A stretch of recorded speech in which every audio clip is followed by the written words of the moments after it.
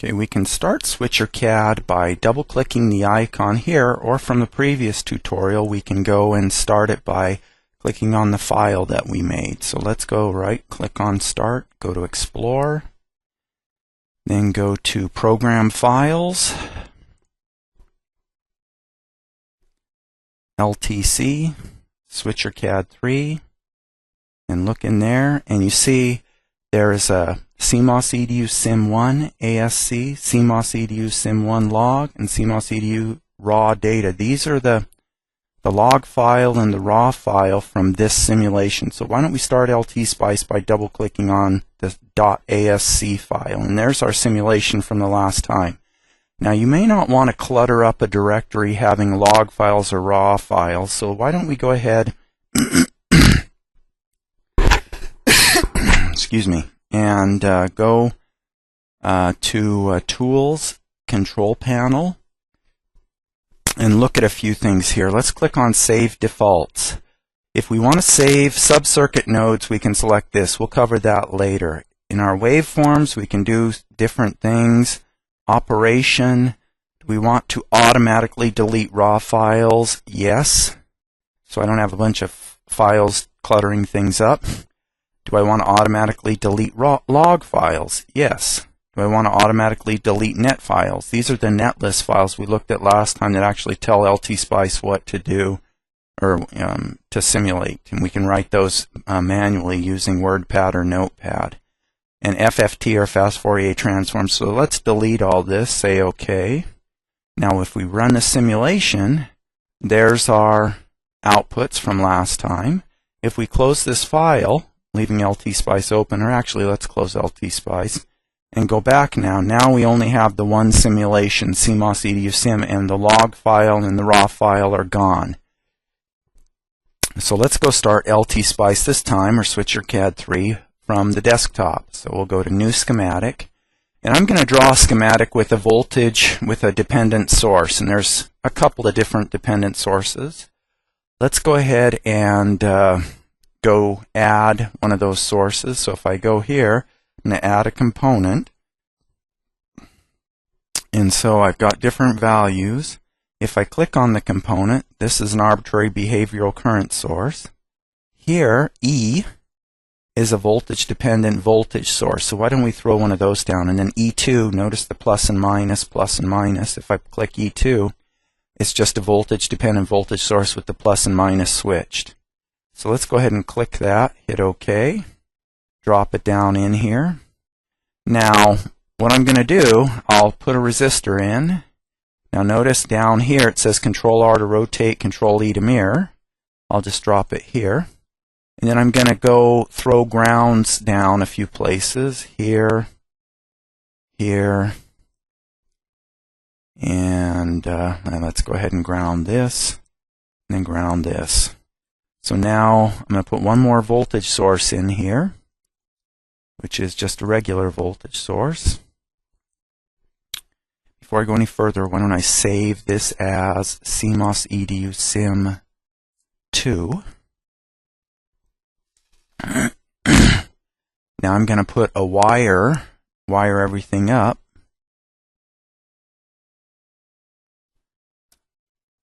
Just hit escape there.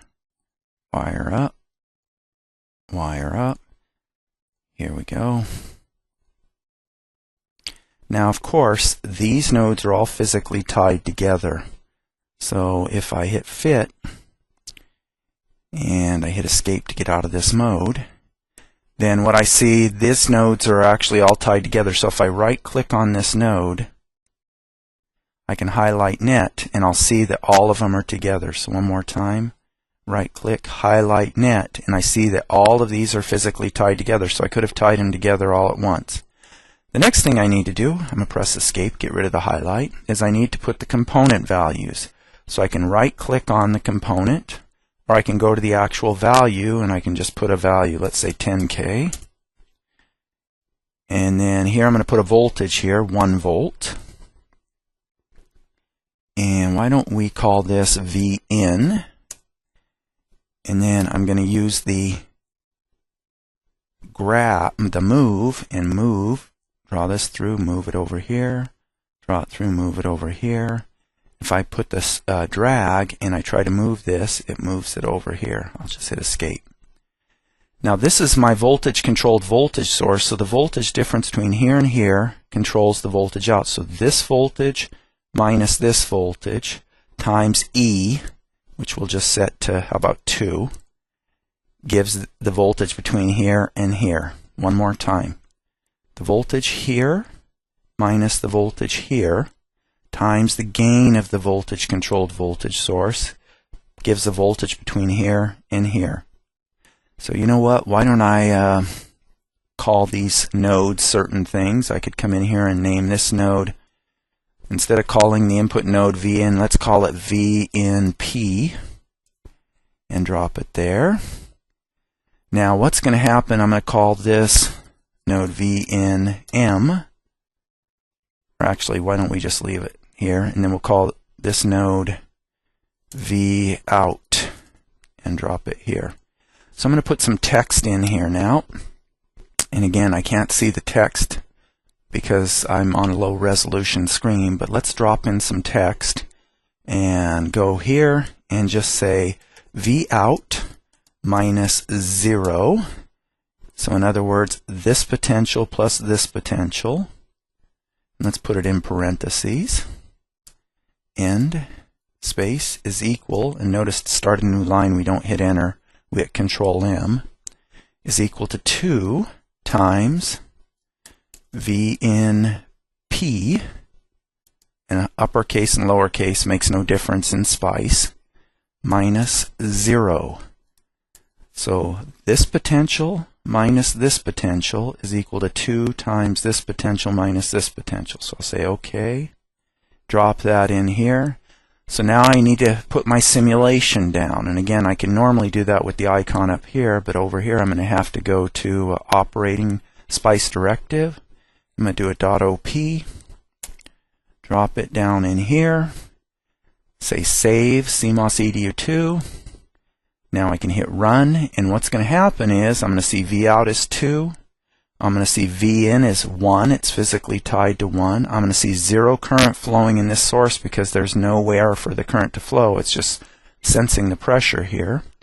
And I'll see the current through the 10K is 0.2 milliamps because it'll be 2 volts divided by 10. So let's run it and see. So yep, the current through R1 is 2 milliamps. The current through E1, because Spice defines positive current flow is from plus to minus, is minus 2 milliamps. My output voltage is 2.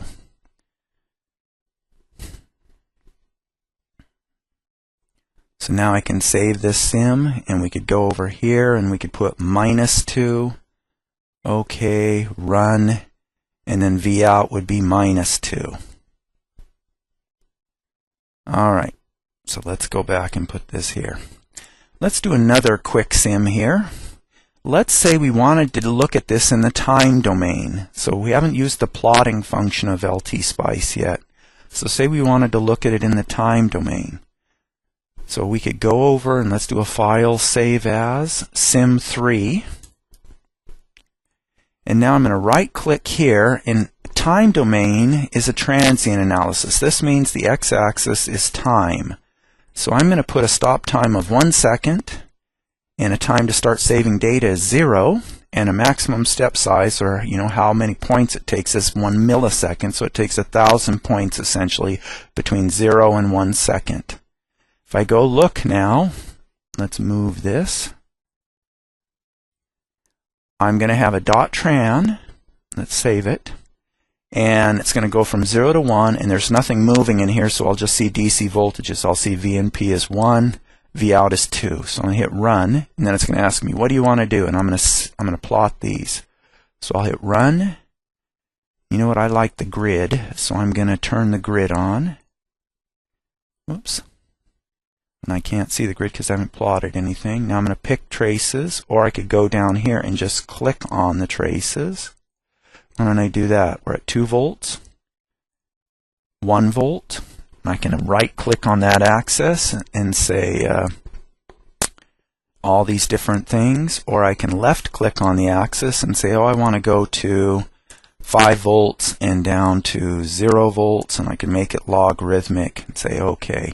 So I see here, if you look at the bottom, the cursor down here, when I put my cursor on it, is 1 volt and 2 volts. And I can zoom in here if I want to by just clicking in here, or I can have it zoom to fit. Of course, then it undoes my signal.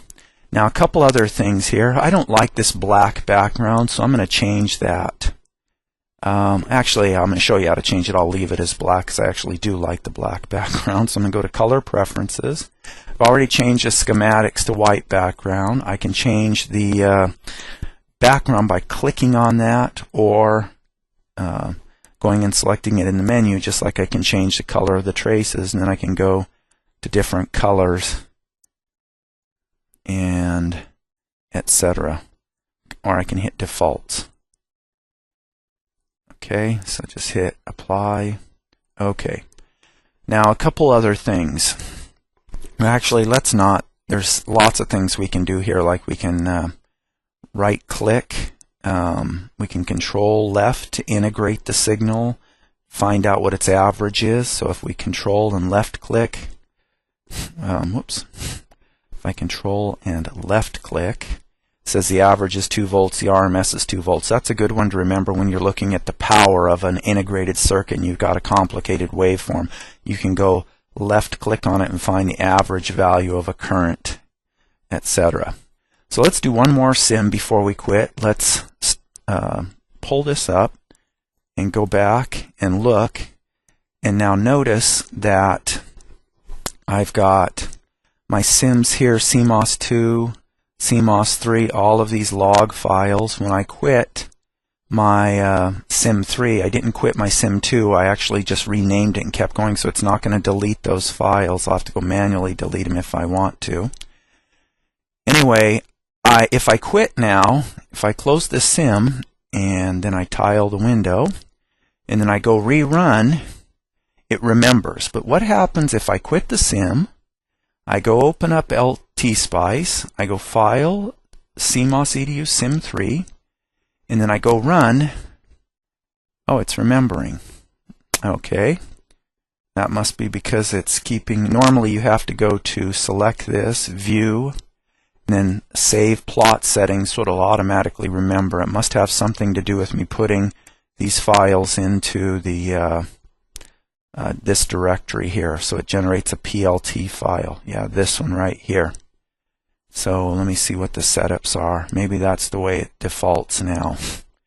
Control panel, save operations, operation, generate, hacks. Maybe that's a new feature. Normally you would have to go in and hit plot, save plot settings, so that when you re-simulated, the things you were simulating before would come up. Alright, so let's make one more simulation here. Let me go before I forget, because I like things clean. Hit F5, and I'm going to delete this raw file. Then I'll delete that PLT file. And I think that's it. Let's go restart LTspice and do one more dependent source example. Let's do a new schematic. Let's throw down a, let's see, we did the voltage control voltage source. How about a voltage dependent current source? So the voltage here controls the current. And then if we go to G2, it just flips the direction of the current source, of the plus and minus. Alright, so I'm going to leave it like this, put it down. Before I put it down, what I'm going to do is I'm going to do a Control R and rotate it a couple of times. I'm going to do a Control E and flip it. So I've got it down here, hit escape. Now I'm going to drop the ground in. Let's ground the plus sign this time. Let's throw a voltage source in there. And then let's put a couple of resistors in. Put one there. And then do a Control R, flipping it. And then another Control R. A couple more Control Rs rather. And then let's throw a ground over here. And then wire it all together.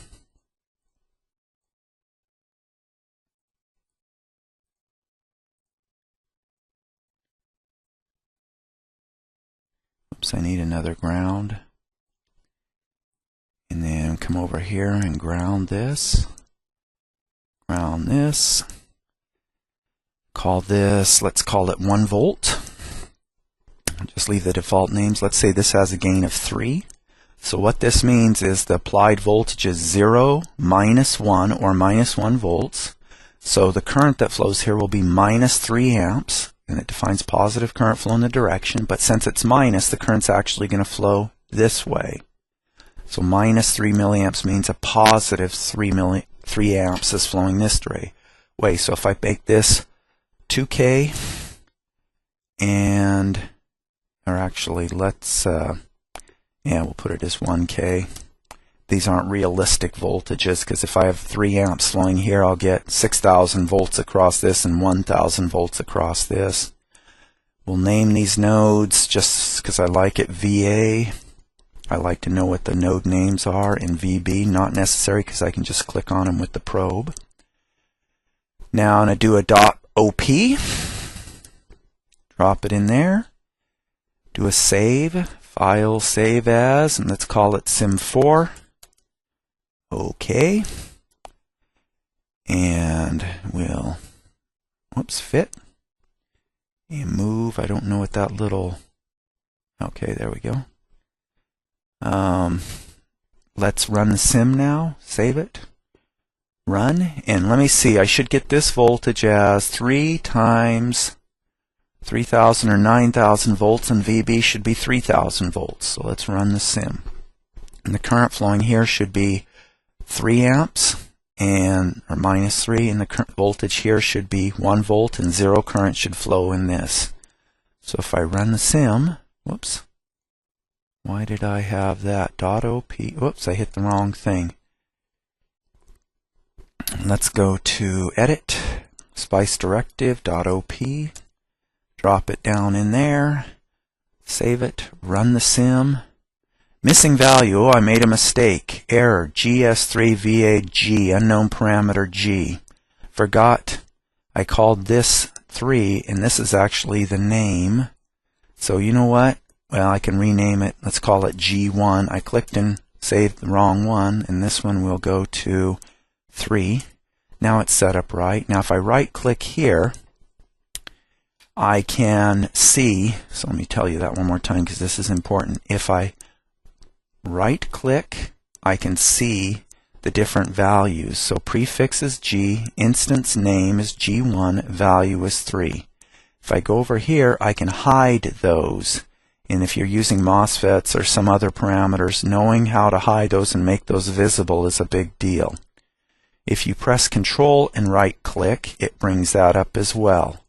But just right-clicking brings it up without the control. If you press Shift and left-click, nothing happens. Shift and right-click pulls it up.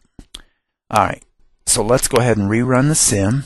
So the mistake I made was instead of putting the value here with the where it was supposed to be, I put it and replaced the name.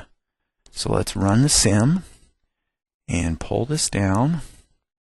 And VA is 9,000 volts. VB is 3,000 volts. The voltage here is 1.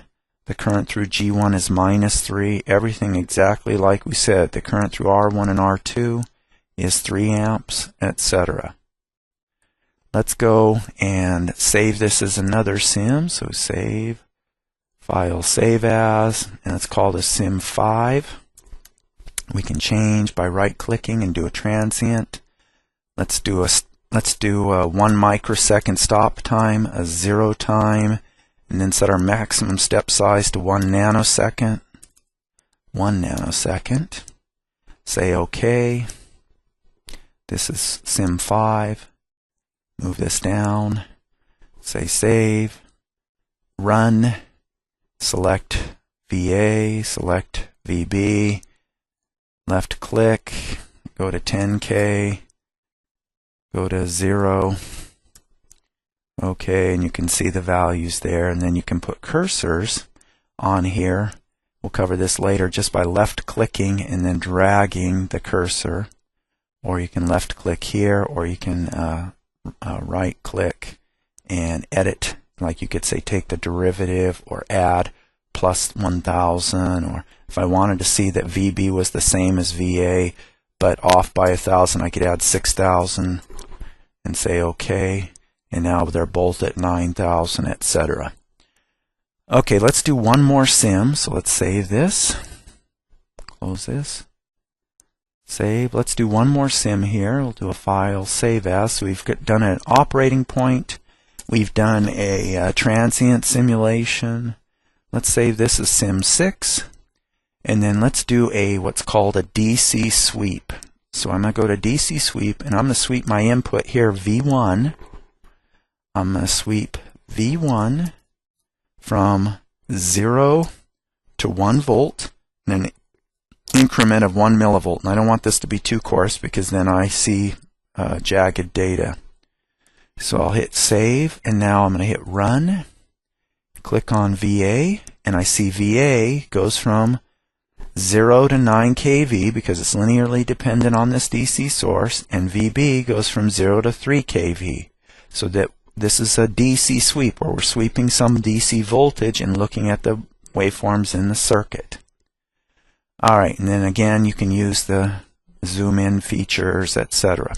So let's go ahead and quit here, and when we come back we'll make an ideal op amp and start talking about sub-circuits.